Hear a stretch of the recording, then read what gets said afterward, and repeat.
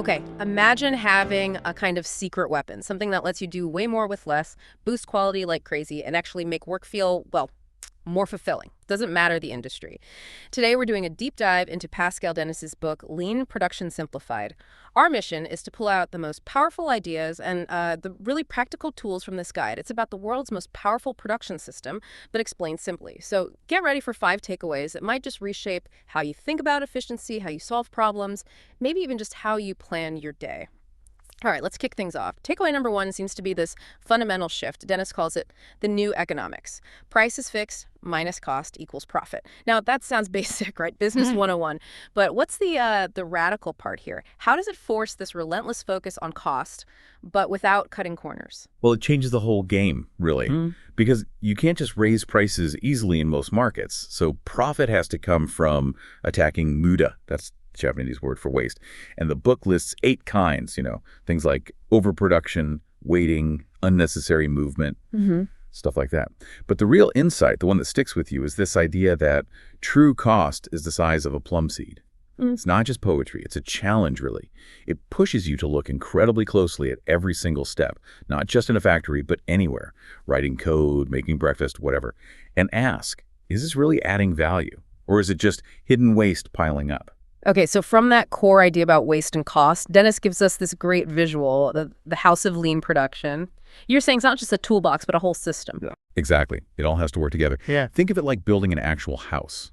The foundation, the absolute base, is stability and standardization. You need that solid ground first. Right. They can't build on shaky foundations. Precisely. Then you've got the 2 main pillars. One is just in time, making only what's needed right when it's needed, no massive stockpiles. The other pillar is jidoka.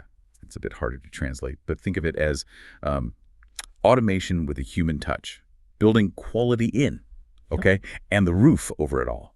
That's customer focus, delivering the absolute highest quality, lowest cost, shortest lead time.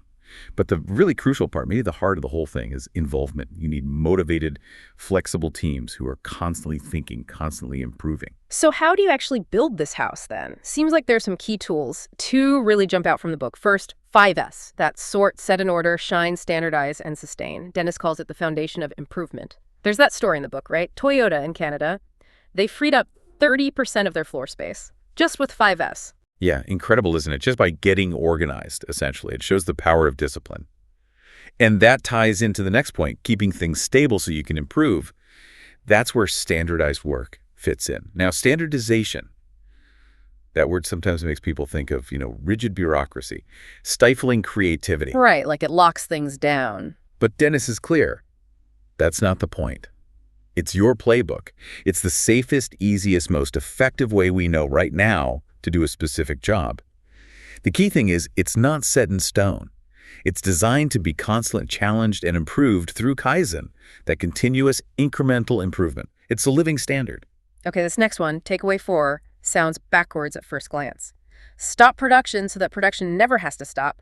That's jidoka. Exactly. It sounds like a paradox, but it makes perfect sense when you dig in. It's about building quality into the process itself, not just inspecting for it afterwards. The core idea: don't accept a defect from the previous step. Don't make one yourself, and certainly don't pass one on. Stop the problem right where it happens. How do you do that practically? A key tool is poka-yoke. These are often really simple, clever devices, sometimes almost foolproof, that prevent mistakes from happening. Or, if an error does occur, they stop things immediately.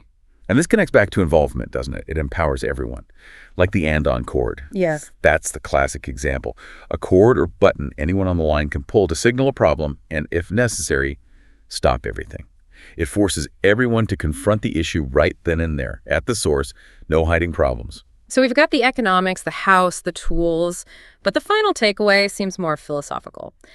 Dennis emphasizes that lean is a do, like a path or a practice. A lifelong journey. It really is. It's about cultivating a thinking way, constantly observing and improving, and underpinning all of it is this profound respect for people. There's a quote, something like, "What a terrible waste of humanity when you only use workers' bodies and not their minds." Lean flips that.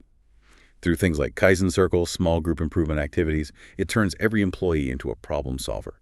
It's about empowerment, developing skills, and understanding the team's collective knowledge and creativity. That's the real engine of continuous improvement.